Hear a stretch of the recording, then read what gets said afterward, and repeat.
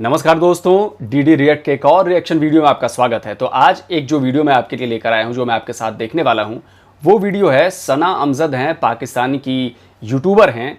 वो बेसिकली लोगों से बातचीत करती हैं, अलग अलग मुद्दों पर उनकी राय जानती हैं।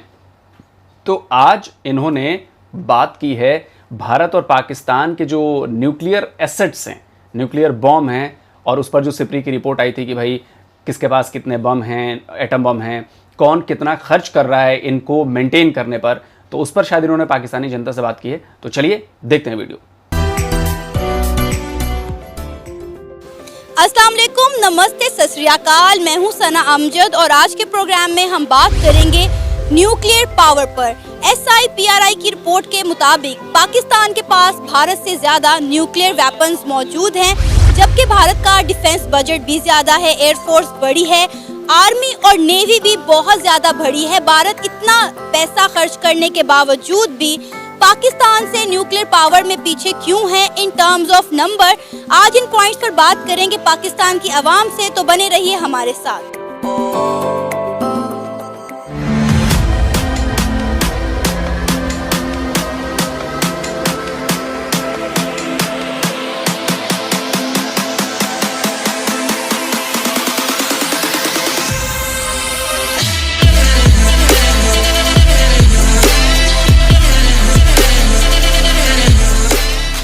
अगर आपको ये पता चले कि पाकिस्तान के पास इंडिया से ज़्यादा न्यूक्लियर पावर और या न्यूक्लियर वेपन्स मौजूद हैं, तो कैसा लगेगा आपको?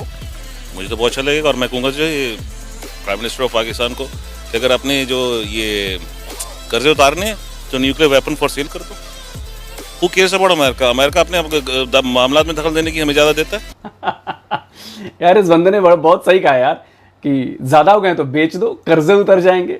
अच्छी सलाह है ये। इमरान खान साहब को इस पे ध्यान देना चाहिए। मैं तो ये कहूँगा कि गेट द न्यूक्लियर पावर। अगर आपके पास ज़्यादा है, हमारे पास इतना ज़्यादा रखने की जगह भी नहीं है, तो सेल इट। और बहुत सी ऐसी कंट्रीज हैं जो आपका पूरा का पूरा कर्जा उतार देंगी और आपको शायद ऊपर से देंगी। SIPRI की रिपोर्ट के मुताबिक पाकिस्तान के पास इंडिया से ज़्यादा न्यूक्लियर वेपन्स मौजूद हैं। ये सुनने के बाद कैसा लग रहा है? ये तो बड़ी प्राउड फीलिंग आती है ये बात सुन के, और ये काबिल फ़ख्र बात है कि पाकिस्तान के पास ज़्यादा चीज़ें हैं। लेकिन मेरा ख्याल है कि ये सिक्योरिटी की हद तक तो ठीक है कि आपने बना के रखे हुए हैं, इनका इस्तेमाल कम से कम बल्कि इवन के होना ही नहीं चाहिए मेरे ख्याल में। तो ये तो बहुत डेंजरस बात हो जाती है। अगर इस किस्म का हो, हमें तो अमन के साथ रहने की ज़रूरत है। एक हो या ज़्यादा हो, ये तो एक भी बहुत होता है। ये तो इंसान ने अपनी बर्बादी के और तबाही के जो इंतज़ामात है ना, वो खुद ही कर रखे हैं।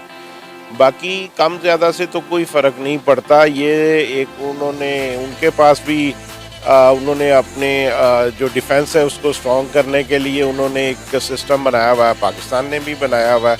असल बात तो ये है ना कि दो तगड़ों में लड़ाई नहीं होती कभी भी।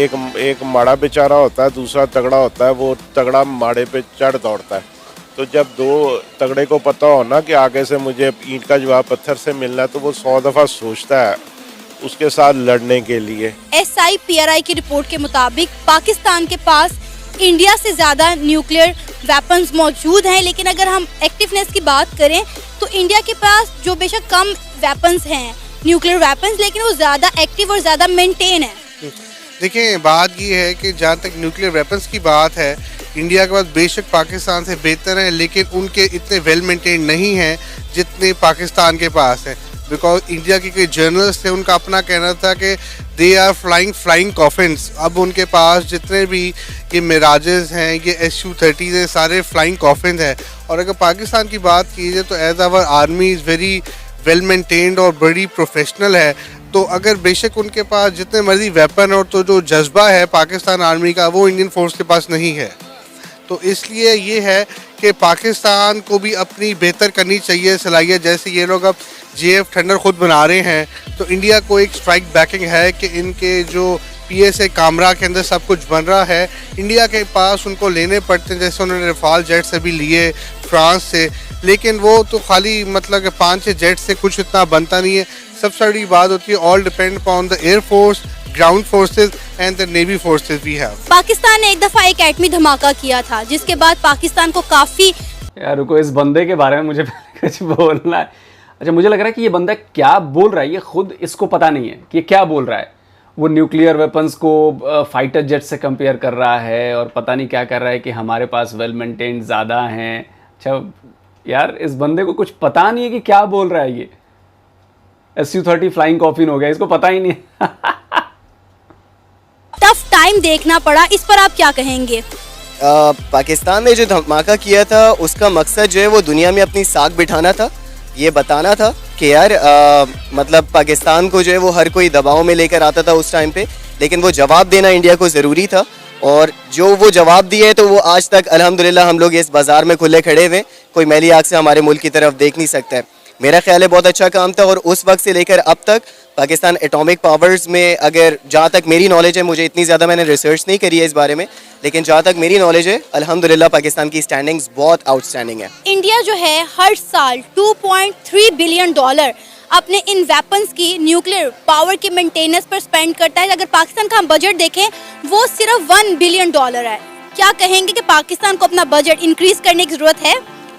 मेरा ख्याल है कि अगर इंडिया इतना ज़्यादा खर्च कर रहा है ना, तो इंडिया को इस पे सोचने की ज़रूरत है कि वो अपना जो बजट है वो सेहत की तरफ और तालीम की तरफ जो है डाइवर्ट करें, ना कि पाकिस्तान को इंडिया के साथ इस रेस में लग जाना चाहिए और पाकिस्तान भी इतना ही खर्च करना शुरू कर दे, क्योंकि थर्ड वर्ल्ड कंट्री है, यहाँ पे सबसे ज़्यादा मसला सेहत का और तालीम का है। मेरा ख्याल है दोनों कंट्रीज़ को इस पर ज़्यादा फोकस करने की ज़रूरत है। तो इसकी रीज़न ये नज़र आती है। यार एक बात बताओ, एक बंदा कह रहा था कि इंडिया से ज़्यादा वेल मेंटेन्ड है उनके न्यूक्लियर एटम बॉम्ब जो हैं, न्यूक्लियर एसेट्स जो हैं। आप हमारे से पैसे भी कम खर्च करते हो, आपका पूरा जो डिफेंस बजट है वो हमारे शायद मेंटेनेंस वाले बजट पे ही हो जाता है पूरा। खैर ये बात अलग है।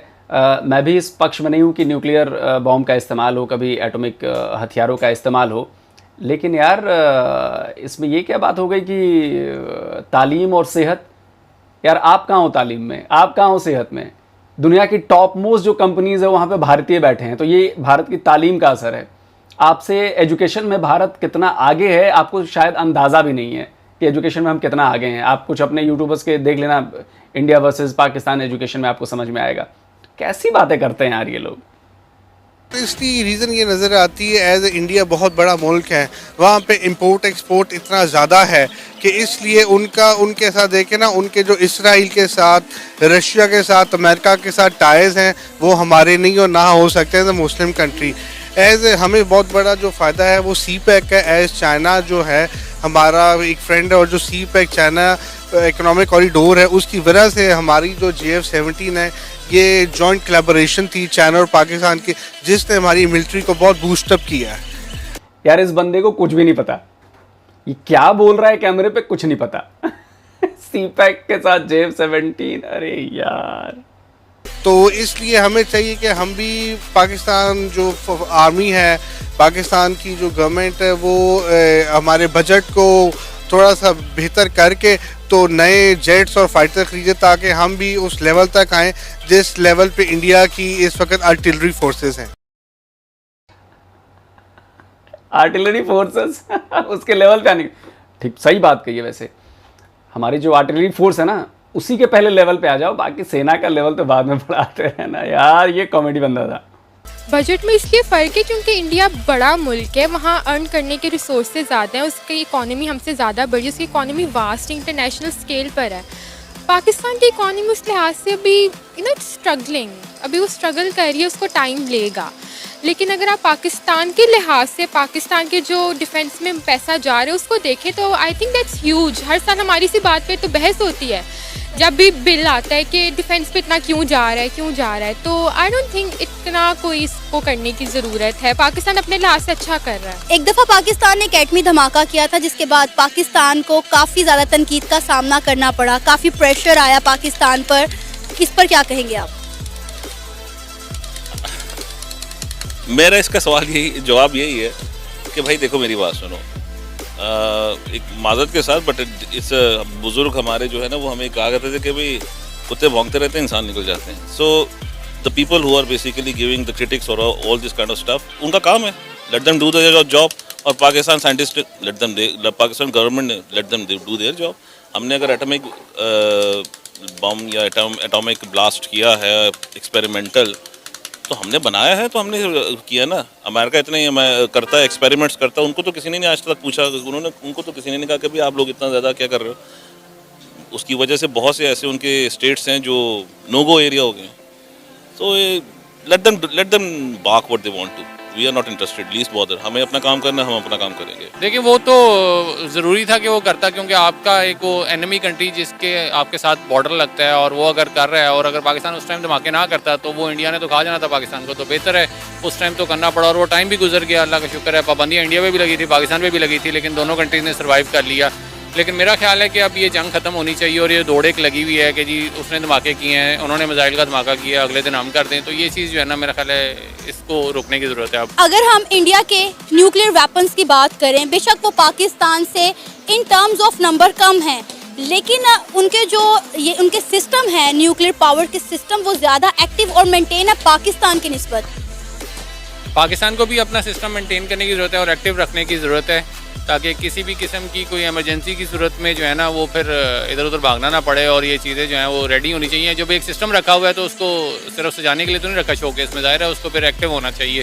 पाकिस्तान की अवाम का कहना है कि न्यूक्लियर पावर होना किसी भी मुल्क के लिए काबिल फ़ख्र बात है, लेकिन इसका इस्तेमाल अगर ना ही किया जाए तो ही बेहतर है। आप भी अपनी राय का इजहार कर सकते हैं नीचे दिए गए कमेंट सेक्शन में। इसी के साथ मुझे इजाज़त दें, लेकिन जाने से पहले मेरे चैनल को सब्सक्राइब करें। तो दोस्तों, ये था वो वीडियो और पाकिस्तान की जनता की राय आपने सुनी। खैर एक आध तो इसमें ऐसे थे जिन पर बोलना भी मुझे ठीक नहीं लग रहा, लेकिन हाँ ये बात है, एक दो सेंसिबल लोग थे जिन्होंने बड़ी अच्छी बातें कही कि भाई न्यूक्लियर वेपन्स का इस्तेमाल होना ही नहीं चाहिए। मैं भी इस पक्ष में हूँ कि न्यूक्लियर वेपन्स का इस्तेमाल नहीं होना चाहिए। ये इंसानियत के लिए बहुत बड़ा ख़तरा है, ये बिल्कुल भी इनका इस्तेमाल नहीं होना चाहिए। और बाकी भाई एक भाई साहब उसमें कह रहे थे कि पाकिस्तानी फ़ौज बहुत अच्छी है, प्रोफेशनल है और ये है वो है। तो खैर 4 लड़ाइयाँ हो चुकी हैं हमारे और पाकिस्तान के बीच में, तो कितनी प्रोफेशनल है उसका अंदाज़ा तो आप सबको होगा ही। और इन 4 लड़ाइयों पर मैंने वीडियो भी डीडी डिफेंस डिटेक्टिव पर बना रखे हैं, तो उनमें जाके देख सकते हैं आप कि कितनी प्रोफेशनल आर्मी है और कितनी ताकतवर आर्मी है और कितना जज्बा है इनमें लड़ाई लड़ने का। वो सारा जज्बा जो है वो 4 जंगों में निकल चुका है। अब तो खैर आमने सामने की लड़ाई भी ये नहीं लड़ सकते, और पैर कांपने लगते हैं, माथे से पसीना आने लगता है, और 24-48 घंटे में अभिनंदन को भी वापस भेजना पड़ता है, क्योंकि पता है कि क्या हो सकता था। तो दोस्तों खैर ये तो अब क्या कहूँ मैं, इस वीडियो पे लोगों को एक्चुअली पता ही नहीं है। जितने लोगों से इन्होंने बात की है ना मैडम ने, उनमें से ज़्यादातर को पता भी नहीं है कि किस टॉपिक पे आप बात हो रही है। दाएं बाएं कुछ भी बात कर लो। हाँ, एक आध लोगों ने सेंसिबल बात की है, वो अच्छी लगी मुझे। तो जल्दी हाजिर होता हूँ एक और नए वीडियो के साथ। नमस्कार, जय हिंद।